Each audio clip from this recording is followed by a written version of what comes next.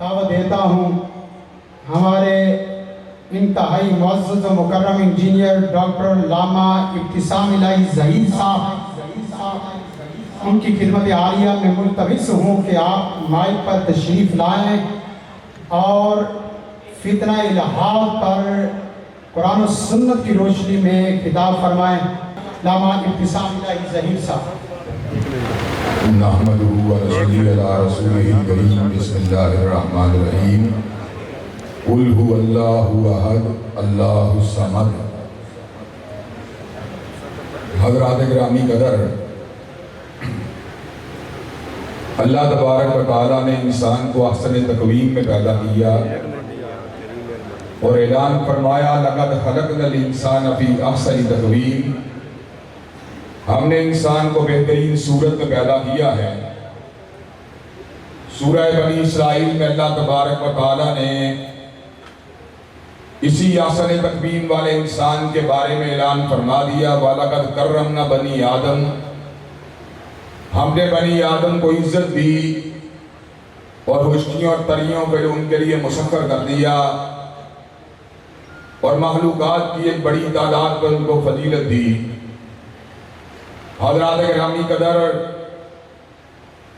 اللہ وحدہ لا شریک لہ نے جب انسانوں کو پیدا کیا تو ان کی جملہ ضروریات کو پورا فرمانے کا بھی بندوبست فرما دیا اور اعلان کیا هو الذی خلق لکم ما فی الارض جمیعا،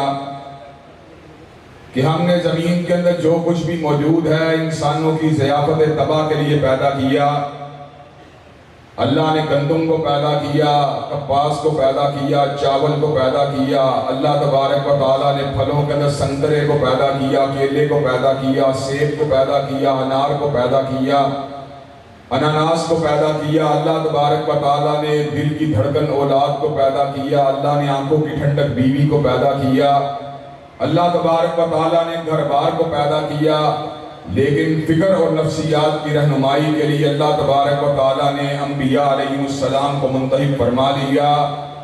اور اعلان فرمایا وَمَا أَرْسَلْنَا مِن رَّسُولٍ إِلَّا لِيُطَاعَ بِإِذْنِ اللَّهِ، رسولوں کو بھیجنے کا مقصد یہ ہوتا ہے کہ ان کی اطاعت کی جائے۔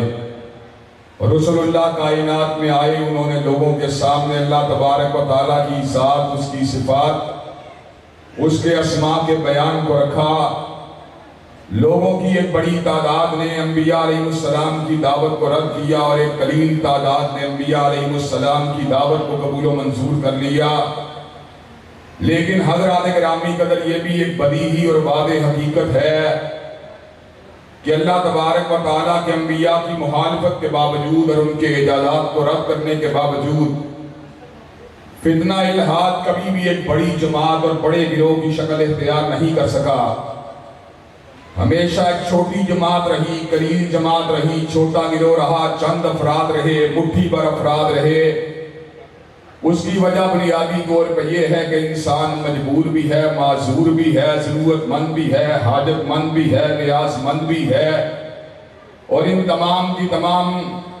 جو اس کے اندر کمزوریاں ہیں ان کی وجہ سے ایک اللہ تبارک و تعالیٰ کی ہر وقت اس کو ضرورت ہوتی ہے۔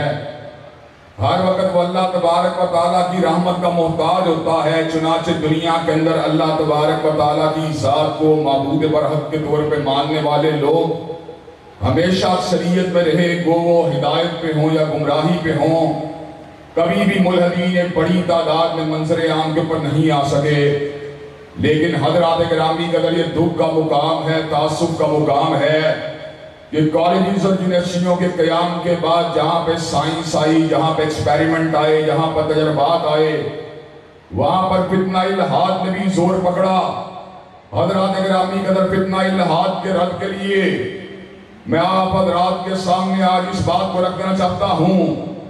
شیطان انسان کی عقل کی گتھیوں کے ساتھ الجھ سکتا ہے، شیطان انسان کی عقل کے اوپر حملہ آور ہو سکتا ہے، شیطان عقل کو ریسیو کر سکتا ہے، شیطان عقل کو مات کرنے کی صلاحیت رکھتا ہے۔ شیطان دجل و فریب کے اعتبار سے انسانوں کو گمراہی کی وادیوں کے اندر دھکیل سکتا ہے، شیطان انسان کو اندھیروں کے اندر دھکیل سکتا ہے، لیکن واحد وہ چیز جو انسان کو ایسے عالم کے اندر فتنوں کے مقابلے کے اوپر کھڑا رکھتی ہے، وہ انسان کا ایمان ہوتا ہے، وہ انسان کا عمل صالح ہوتا ہے، وہ انسان کا تمسک بالقرآن ہوتا ہے۔ حضرات گرامی کا فکر عمومی جو ہوتی ہے وہ اللہ تبارک و تعالیٰ کے فضل و کرم سے الہاد کے خلاف ہوتی ہے، لیکن باریک فکر والے بہت سے لوگ کئی مرتبہ زیادہ باریکی میں اترتے اللہ تبارک و تعالیٰ کی ذات کے لیے بھی انہی قوانین کو استعمال کرنے کی کوشش کرتے ہیں جو عباد اللہ کے لیے استعمال ہونی چاہیے۔ لیکن اللہ تبارک و تعالیٰ نے سورہ اخلاص میں اپنا تعارف فرما دیا، اگر اس تعارف کو اپنے ذہنوں کے اندر بٹھا دیں، دنیا کے اندر کوئی ملحد بھی، کوئی دہریہ بھی، کوئی اللہ کا منکر بھی آپ کو کبھی بھی دھوکہ نہیں دے سکتا۔ قل هو اللہ احد، اللہ اکیلا ہے، جو اکیلا ہوتا ہے وہ نیاز مند ہوتا ہے، ضرورت مند ہوتا ہے، اس کو مختلف طرح کی چیزوں کے عوارض ہوتے ہیں، اس کو بھوک بھی لگتی ہے، پیاس بھی لگتی ہے، لیکن اللہ تبارک و تعالیٰ اکیلا ہونے کے باوجود صمد ہے، وہ کھانے سے بے نیاز ہے، وہ پینے سے بے نیاز ہے، وہ تھکاوٹ سے بے نیاز ہے، وہ اکتاوٹ سے بے نیاز ہے، وہ نیند سے بے نیاز ہے۔ حضرات گرامی کا دنیا میں جو بھی اکیلا ہے وہ کسی نہ کسی کے گھر پیدا ہوا، اور جو بھی دنیا کے اندر اکیلا ہے اس کو اولاد کی ضرورت ہوتی ہے، اس لیے کہ بڑھاپے کی گرم و سرد راتوں کے اندر اولاد کی تھپکیاں، اولاد کا آسرا، اولاد کا دلاسا انسان کی ہمتوں کو دوبارہ جوان کر دیتا ہے۔ لیکن حضرات گرامی کا اللہ تبارک و تعالیٰ اول بھی ہیں اور آخر بھی ہیں، ظاہر بھی ہیں اور باطن بھی ہیں، چنانچہ وہ لم یلد بھی ہیں، لم یولد بھی ہیں۔ اور حضرات گرامی کا اللہ تبارک و تعالیٰ نے فکر عمومی کو چیلنج دیتے ہوئے، فکر عمومی جو ہوتی ہے جس کے اندر انسان کے اندر سلیم اتباع ہونے کی وجہ سے سیدھے راستے پر چلنے کی صلاحیت ودیت اللہ نے کی ہوتی ہے، اگر اس کے اوپر غور کیا جائے تو یہ بات سمجھ میں آتی ہے، ان فی خلق السماوات والارض واختلاف اللیل والنہار لآیات لأولی الالباب۔ حضرات گرامی قدر مجھے یہ بات بتلائیے، دنیا کے اندر وہ کون سی چھت ہے جو بغیر کسی انجینئر کے بنی ہو؟ دنیا کے اندر وہ کون سی زمین ہے جو بغیر کسی معمار کے بچھائی گئی ہو؟ حضرات گرامی قدر دنیا کی جتنی بھی چھتیں ہیں ان کو سہارا دینے کے لیے دیواریں موجود ہوتی ہیں، لیکن اللہ کی بنائی ہوئی چھت جو ہے وہ بغیر دیواروں کے کھڑی ہے۔ حضرات گرامی قدر دنیا کے اندر جتنے بھی بچھونے ہوتے ہیں وہ مردہ ہوتے ہیں، لیکن اللہ تبارک و تعالیٰ کا بچھایا ہوا بچھونا جو ہے وہ کھیتیوں کو جنم دیتا ہے، وہ اناج کو جنم دیتا ہے۔ چنانچہ انسان جو ہوتا ہے اس ساری کی ساری بات کے اوپر غور و فکر کرنے کے بعد لآیات لأولی الالباب، عقل والے لوگ جو ہوتے ہیں وہ اللہ تبارک و تعالیٰ کو پہچان جاتے ہیں، اللہ تبارک و تعالیٰ کو بھانپ جاتے ہیں۔ زمین و آسمان کے اوپر غور کرنے کے بعد، آسمان کے اوپر لگی ہوئی چھت کے اوپر اپنی آنکھوں کو مرتکز کرنے کے بعد، کہکشاؤں کے جھرمٹوں کو دیکھنے کے بعد، مسکراتے ہوئے چاند کو دیکھنے کے بعد، دمکتے ہوئے سورج کو دیکھنے کے بعد، دریاؤں کی روانی کو دیکھنے کے بعد، فصل گل و لالا کو دیکھنے کے بعد، خوبصورت پھولوں کو دیکھنے کے بعد، خوبصورت پھلوں کو دیکھنے کے بعد، ان کے ذہن کے اندر ایک ہی خیال آتا ہے، کائنات اتنی بڑی ہے، ان کو بنانے والا کتنا بڑا ہوگا۔ حضرات گرامی کہتے ہیں جب اللہ تبارک و تعالیٰ کی کبریائی کا احساس ان کے دل کے اندر پیدا ہوتا ہے تو پھر کیا ہوتا ہے؟ پھر ان کے دل کے اندر ایک ہی خیال آتا ہے، ربنا ما خلقت ھذا باطلا سبحانک فقنا عذاب النار۔ اللہ تو نے جو کچھ بھی بنایا ہے باطل نہیں بنایا، تیری ذات پاک ہے، ہمیں اپنے عذاب کردہ بندوں میں شامل نہ کرنا، ہمیں آگ کے عذاب سے بچا لینا۔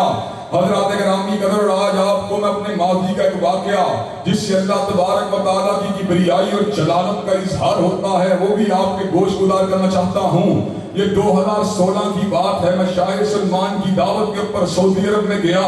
میں نے ان کے محل کو دیکھا، وہاں پہ مجھے واش روم کی حاجت ہوئی، میں واش روم کے اندر گیا، میں نے ٹوٹیوں کو دیکھا، سونے کی بنی ہوئی ٹوٹیاں تھی، بڑا ہی خوبصورت، وہاں پہ فینسی قسم کا سینٹری کے سیٹ لگے ہوئے تھے۔ حضرات گرامی کہتا جب میں باہر نکلنے لگا میری نگاہ جو تھی وہ شاہ سلمان کے ہاتھ کے اندر پکڑی ہوئی چھڑی کے اوپر پڑی۔ میرے ذہن کے اندر یہ خیال آیا ہے تو بادشاہ لیکن چھڑی کے سہارے کا محتاج ہے۔ حضرات گرامی قدر محل کے خوبصورت کنکانوں نے، محل کے خوبصورت فنوسوں نے مجھے مبہوت کر کے رکھ دیا۔ ابھی مجھے علم میں یہ بات نہیں تھی کہ اللہ تبارک و تعالیٰ مجھے بھی اپنی نشانیوں میں سے نشانی دکھلانے والے ہیں۔ ایک دو دن کے بعد ہی ہمارے ہوسٹ نے ہمیں یہ کہا ہم آپ کو کلوک ٹاور کے اوپر لے کے جانے والے ہیں۔ کلوک ٹاور کے اوپر ہمیں لے کے جایا گیا، کلاؤڈ ٹاور کے اندر زمین کے اوپر قائم ایک بہت بڑی رصدگاہ ہے جس سے ستاروں کی حرکت کاروں کی تعداد کا اندازہ ہوتا ہے. حضرات گرامی قدر ستاروں کو دیکھنے کے لیے بڑی بڑی دوربینیں موجود ہیں جو کئی کئی فٹ تک کہیں دائیں کہیں بائیں کہیں آگے کہیں پیچھے کہیں اوپر کبھی نیچے کبھی 5 ڈگری کے اوپر کبھی 10 15 20 25 45 اور 75 ڈگری پہ موو کرتی ہیں. ان دوربینوں کے ذریعے اللہ تبارک و تعالیٰ کی بنائی ہوئی کہکشاؤں کو دیکھا جاتا ہے. حضرات گرامی قدر ان دوربینوں کے اندر ہونے والی 1 ملی میٹر کی حرکت کو میں نے منعکس ہو کے جب دیوار کے اوپر دیکھا LCD کی سکرین کے اوپر دیکھا تو میں حیران رہ گیا. 1 ملی میٹر کی حرکت میں کئی کروڑ ستارے موجود تھے اور کئی کروڑ ستاروں میں سے لاکھوں ستارے ایسے تھے جو زمین سے کئی لاکھ گنا بڑے تھے. حضرات گرامی قدر جب میں نے اللہ تبارک و تعالیٰ کی اس کائنات کے رنگ کو دیکھا, میں نے مسکراتی ہوئی کہکشاؤں کو دیکھا, میں نے دمکتے ہوئے ستاروں کو دیکھا تو میرے ذہن میں ایک زمین کے بادشاہ کا خیال آیا اور ایک مالک الملک کا خیال آیا. زمین کے بادشاہ کے محل جو تھا وہ کمکموں سے روشن تھا لیکن آسمان کے رب نے جن ستاروں کو بنا دیا وَلَقَدْ جَعَلْنَا فِي السَّمَاءِ بُرُوجًا وَزَيَّنَّاهَا لِلنَّاظِرِينَ وَحَفِظْنَاهَا مِن كُلِّ شَيْطَانٍ رَجِيمٍ إِلَّا مَنِ اسْتَرَقَ السَّمَاءَ فَأَتْبَعَهُ شِهَابٌ مُبِينٌ. اللہ تبارک و تعالیٰ کے بنائے ہوئے ستارے جہاں پر آنکھوں کے لیے مزین اور زینت کا سبب ہیں, جہاں پر آنکھوں کے لیے مزین کیے گئے ہیں, وہیں پر اللہ تبارک و تعالیٰ ان اجرام سماویہ کے ذریعے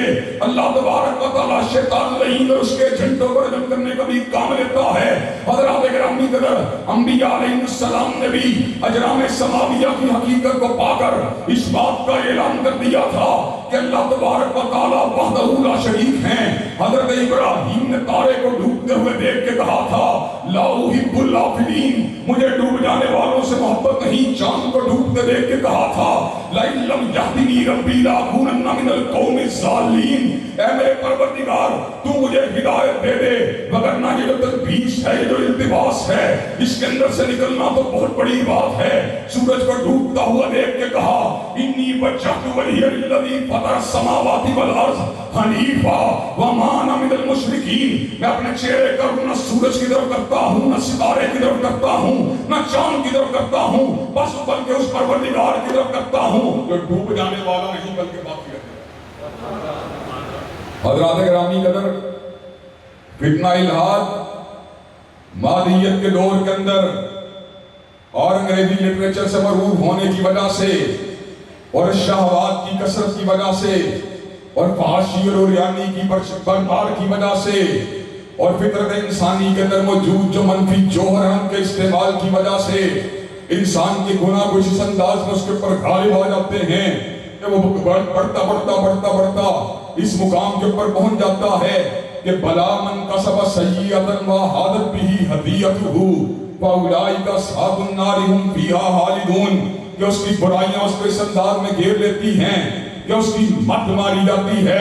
حضرات گرامی قدر چنانچہ میں آج اپنے بھائی شفیق الرحمان زاہد کی موجودگی کے اندر اپنے استاد محترم مولانا عبدالرحمان مدنی کی موجودگی کے اندر اور مولانا یحییٰ جلال پوری جیسے جلیل القدر علماء کی موجودگی کے اندر اور اپنے بھائی جو ہیں دیگر جو یہاں پر موجود ہیں, اللہ تبارک و تعالیٰ کے فضل و کرم سے بھائی عبد الماجد بھی یہاں پر موجود ہیں, مولانا شفیق مدنی بھی موجود ہیں, اور جہاں جہاں میں اپنی نگاہوں کو اٹھا رہا ہوں علماء کی ایک بڑی جماعت کو اپنے سامنے دیکھ رہا ہوں. حضرات گرامی قدر میں آپ کے سامنے آج اس بات کو رکھ دینا چاہتا ہوں کہ الحاد کے علاج کے لیے جہاں پر آیات قرآنیہ سے استدلال کی ضرورت ہے, جہاں پر کائنات کے اوپر اس انداز میں تدبر اور غور و فکر کرنے کی ضرورت ہے جو تدبر کا صحیح متبع انداز ہوتا ہے, وہیں پر اپنے اعمال صالحہ کے اوپر بھی توجہ دینے کی ضرورت ہے. حضرات گرامی قدر عقل کے محاذ کے اوپر تو آپ شکست کھا سکتے ہیں, دلائل کے مارکے کے اندر کئی مرتبہ آپ کے اوپر چوٹ اور زد لگ سکتی ہے, لیکن اللہ تبارک و تعالیٰ کے فضل و کرم سے علم اور عمل صالح کے اندر اللہ نے وہ صلاحیت رکھی ہے کہ اللہ تبارک و تعالیٰ انسان کے چمکتے ہوئے دل کو تاریکیوں کے حملے کے مقابلے قائم و دائم رکھتے ہیں. حضرات گرامی قدر الہاد کے علاج کے لیے جہاں پر بڑی بڑی خوبصورت کتابوں کو لکھا گیا اور بھائی حمزہ اندریاس نے اس کے اوپر بڑے ہی زبردست مقالے کو تحریر فرما دیا, وہیں پر میں آپ کے سامنے اس بات کو بھی رکھنا چاہتا ہوں الحاق کا علاج اگر تلاش کرنا ہے شب زندہ بھاری کے اندر تلاش کرو، الحاق کا علاج اگر تلاش کرنا ہے تہجد گزاری کے اندر تلاش کرو۔ کانوا قلیلا من اللیل ما یہجعون والا جوہر جب تمہارے اندر پیدا ہو جائے گا، اور والذین یبیتون لربہم سجدا وقیاما والی تمہارے اندر عادات پیدا ہو جائیں گی، تو رب کعبہ کی قسم ہے تمہیں کوئی ملحد نہیں بنا سکتا۔ ملحد تم اب بنتے ہو جس وقت اعمال صالحہ سے دور ہو جاتے ہو، جس وقت روحانیت جو ہوتی ہے تمہارے اذہان و قلوب سے نکل جاتی ہے، جب ذکر الہی اس سے تم متارکت کو اختیار کر لیتے ہو، پھر کیا ہوتا ہے؟ من یعش عن ذکر الرحمن نقید لہ شیطانا فہو لہ قرین۔ جب تم اللہ کی یاد سے غافل ہو جاتے ہو شیطان تمہارا ہم نشیں بن جاتا ہے۔ اور حضرات گرامی قدر، جہاں پہ علم و استقلال کے ساتھ الحاد کا مقابلہ کرنا ہر ذی شعور کے لیے، ہر ذی علم کے لیے، ہر طالب علم کے لیے، ہر دین سے محبت کرنے والے کے لیے ضروری ہے، وہیں پر اپنی روح کو تر و تازہ کرنے کے لیے اور اپنے دل کو زندہ و تابندہ کرنے کے لیے اور اپنے دماغ کو سیدھے راستے پر رکھنے کے لیے اللہ کی بندگی کا عادی ہونا بھی ضروری ہے، قرآن مجید کی تلاوت کا عادی ہونا بھی ضروری ہے۔ حضرات گرامی قدر، جس طرح بھائی شفیق الرحمان زاہد اور ان کی ٹیم کے لوگ جنات، جادو، ٹونا، نظر بد اور حسد کا علاج کرتے ہوئے نظر آتے ہیں، جبکہ حسد کی لہروں کا کوئی حصی وجود موجود نہیں ہے، جبکہ نظر بد کا کوئی ظاہر حصی وجود موجود نہیں ہے، جبکہ جادو کئی مرتبہ اپنی دانش میں غیر حصی ہوتا ہے۔ تو حضرات گرامی قدر غیر حصی وجود کا مقابلہ کرنے کے لیے جس طرح روحانیت کے جوڑ کی ضرورت ہے، جس طرح ذکر الہی کی تلوار کی ضرورت ہے، اسی طرح عقل کی بنیادوں کے پر کھڑے ہو کر جب آپ مناظرہ کرنے کے دوران کئی مرتبہ اس مقام کے پر پہنچ جاتے ہیں کہ اگلا اپنی تلبیس کے ذریعے، اپنے دجل و مکر کے ذریعے آپ کی ہر دلیل کا الٹا سیدھا جواب دیتا ہے، تو پھر اعوذ باللہ من الشیطان الرجیم کا آتا ہے، لا حول ولا قوت الا باللہ کا آتا ہے۔ حضرات گرامی قدر، اور یہاں پر میں آپ کے سامنے اس بات کو بھی رکھنا چاہتا ہوں، جب میں نے قرآن مجید کا مطالعہ کیا تو میں نے جدولیاتی کشمکش کے اعتبار سے اور بظاہر دلائل کے تبادلے کے اعتبار سے فرعون کو انتہائی چال باز پایا۔ حضرت موسیٰ علیہ السلام کی ہر دلیل کا الٹا سیدھا جواب دے کر کئی مرتبہ لوگوں کو جھانسا دینے کی کوشش کرتا۔ ایک مقام کے پر اللہ تبارک و تعالیٰ نے اس کی دلیلوں کو کچھ یوں بیان کیا، أَلَيْسَ لِي مُلْكُ مِصْرَ وَهَٰذِهِ الْأَنْهَارُ تَجْرِي مِن تَحْتِي أَفَلَا تُبْصِرُونَ أَمْ أَنَا خَيْرٌ مِّنْ هَٰذَا الَّذِي هُوَ مَهِينٌ وَلَا يَكَادُ يُبِينُ فَلَوْلَا أُلْقِيَ عَلَيْهِ أَسْوِرَةٌ مِّن ذَهَبٍ أَوْ جَاءَ مَعَهُ الْمَلَائِكَةُ مُقْتَرِنِينَ۔ حضرات گرامی قدر، عجیب و غریب دلیل دیتا ہے، اگر موسیٰ رب کا رسول ہوتا تو میں صاحب اقتدار کیوں ہوتا؟ اگر موسیٰ رب کا رسول ہوتا تو میں نہروں کا مالک کیوں ہوتا؟ اگر موسیٰ رب کا رسول ہوتا میرے پاس باغات کیوں کر ہوتے؟ اگر موسیٰ رب کا رسول ہوتا تو موسیٰ کی زبان میں لغت کیوں ہوتی؟ اگر موسیٰ رب کا رسول ہوتا تو موسیٰ کے پیچھے فرشتے جو تھے پرے باندھ کے کیوں کھڑے نہ ہوتے؟ اگر موسیٰ رب کا رسول ہوتا سونے چاندی کے ڈھیر موسیٰ کے پاس کیوں موجود نہ ہوتے؟ حضرات گرامی قدر، پروردگار عالم نے کیا کہا؟ فَاسْتَخَفَّ قَوْمَهُ فَأَطَاعُوهُ، کہ اس کی قوم کے لوگ اس کی ظاہری باطل تعویلات کے ذریعے پھسل گئے، اور وہ لوگ سارے کے سارے فاسق و فاجر تھے، اور اس کے مد مقابل حضرت موسیٰ علیہ السلام جو تھے وہ بھی اس کی باتوں کا ترکی پترکی کیسا جواب دیا کرتے تھے کہ جواب پڑھنے کے بعد انسان عقل نبوت اور حکمت رسالت کا معترف ہوئے بغیر نہیں رہ سکتا۔ ایک مکالمہ سیدنا موسیٰ علیہ السلام اور فرعون کا اس حوالے سے بھی آپ پہ گوش گزار کر دینا چاہتا ہوں۔ حضرات گرامی قدر، موسیٰ علیہ السلام جب توحید برحق کی دعوت کو لے کے فرعون کے پاس پہنچے تو فرعون نے اپنی قوم کے لوگوں کو برگلانے کے لیے ایک پتا پھینکا، کہنے لگا فما بال القرون الاولی، مجھے یہ بات بتاؤ موسیٰ جو لوگ پہلے فوت ہو گئے ان کے انجام کے بارے میں آپ کی کیا رائے ہے؟ حضرات گرامی قدر، موسیٰ علیہ السلام کا جواب زرے آپ سے لکھنے کے قابل، زر سے لکھنے کے قابل ہے۔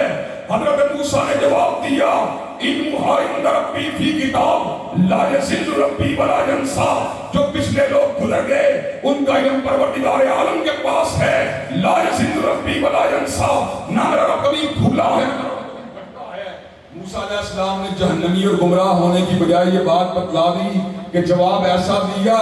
کہ جس کے اوپر اس کو اس مشرک کافر اور ملحد کو لاجواب تک رکھ دیا. حضرات گرامی قدر اور حضرت ابراہیم علیہ السلام کے مکالمات بھی اس اعتبار سے ہر اعتبار سے ملحدین کا مقابلہ کرنے والوں کے لیے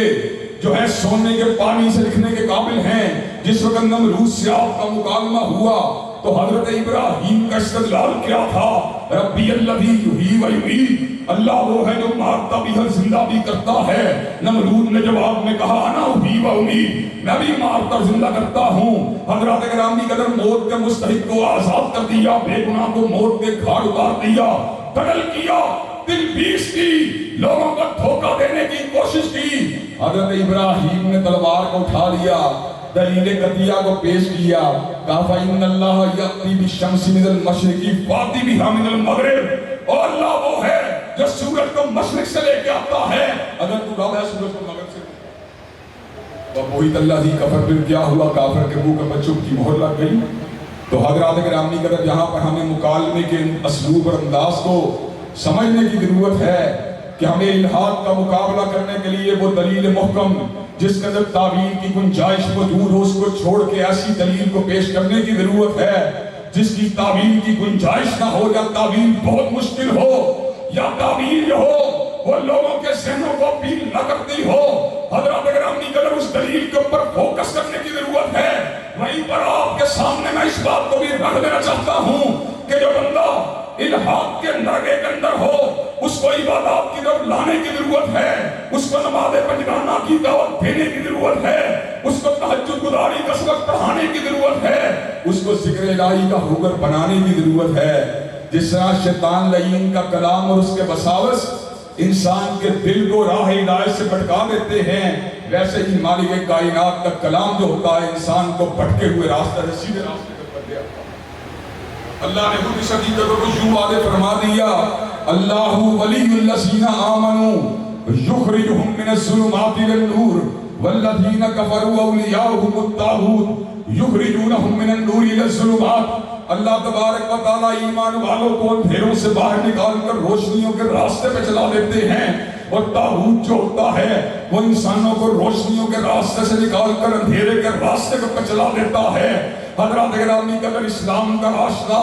روشنی کا راستہ, توحید کا راستہ, روشنی کا راستہ, وحدانیت کا راستہ, روشنی کا راستہ, احدیت کا راستہ, روشنی کا راستہ, کبریائی کا راستہ, روشنی کا راستہ, الوہیت کا راستہ, روشنی کا راستہ, ربوبیت کا راستہ, روشنی کا راستہ, بندگی کا راستہ, روشنی کا راستہ, جھکنے کا راستہ, روشنی کا راستہ. خلاصہ کلام کیا ہے؟ اِنَّ صَلَاتِي وَنُسُكِي وَمَحْيَايَ وَمَمَاتِي لِلَّهِ رَبِّ الْعَالَمِينَ. بے شک میری نمازیں, بے شک میری قربانیاں, بے شک میرا جینا, بے شک میرا مرنا سبھی کچھ اللہ رب العالمین کے لیے ہے. لا شریک لہ وبذالک امرت وانا اول المسلمین. نہ اس کی ذات میں کوئی اس کا شریک ہے, نہ اس کی صفات میں کوئی اس کا شریک ہے, نہ کوئی اس کے اسماء میں اس کا شریک ہے. وبذالک امرت وانا اول المسلمین. اور اللہ تبارک و تعالیٰ نے مجھے اسی بات کا حکم دیا گیا, اسی بات کا حکم دیا, اور میں سب سے پہلے اس کا اقرار کرنے والا ہوں. اور حضرات گرامی قدر یہ بات بھی میں آپ کے سامنے رکھنا چاہتا ہوں, اسلام کوئی عقل کے مخالف مذہب نہیں بلکہ دلیل عقل بھی اللہ تبارک و تعالیٰ کے فضل و کرم سے کتاب و سنت کے تابع ہوتی ہے. لیکن غامدی صاحب کا فلسفہ یا اعتزال کا فلسفہ کہ عقل اوپر ہے, کلام اللہ نیچے ہے, جب تک اللہ تبارک و تعالیٰ کے فضل و کرم سے اہل الحدیث کا ایک فرزند زندہ ہے, اہل سنت کا ایک فرزند زندہ ہے, عقل کو نیچے ماننے کے پروردگار عالم کے کلام کو اوپر ماننے. حضرات گرامی قدر عقل بھی اللہ تبارک و تعالیٰ کے فضل و کرم سے وحی الہی کے تابع ہے. یہ الگ بات ہے کہ کئی مرتبہ عقل کے ادراک سے باتیں دور ہو جاتی ہیں, لیکن چلتے چلتے ایک عقلی دلیل بھی آپ حضرات کے سامنے رکھ دینا چاہتا ہوں. کئی لوگ کہتے ہیں پہلے کون تھا, پھر اس سے پہلے کون تھا, پھر اس سے پہلے کون تھا, پھر اس سے پہلے کون تھا. 1 سے پہلے کیا ہوتا ہے؟ کچھ نہیں۔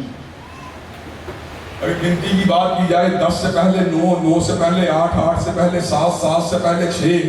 5 4 3 2، 1 سے پہلے کچھ بھی نہیں ہے۔ مالک کائنات جو ہیں واحد ہیں، احد ہیں،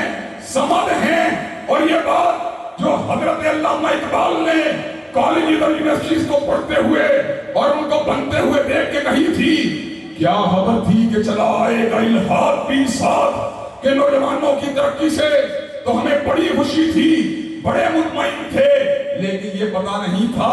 کہ الحاد کی آبیاری بھی انہی درسگاہوں سے ہوگی۔ اور اکبر الہ آبادی نے کہا تھا،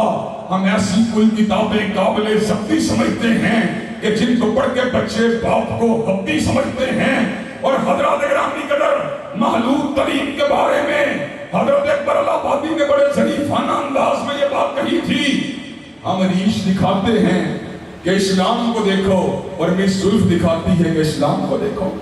حضرات گرامی قدر اگر یہی کلچر رہا جو آج تعلیمی اداروں کے اندر اس دور سے کہیں بڑھ چکا ہے کہ جب اکبر الہ آبادی زندہ تھے، تو میں یہ بات سمجھتا ہوں یہ محلول درسگاہیں، یہ لوگوں کا محلول محافل کا انعقاد کرنا،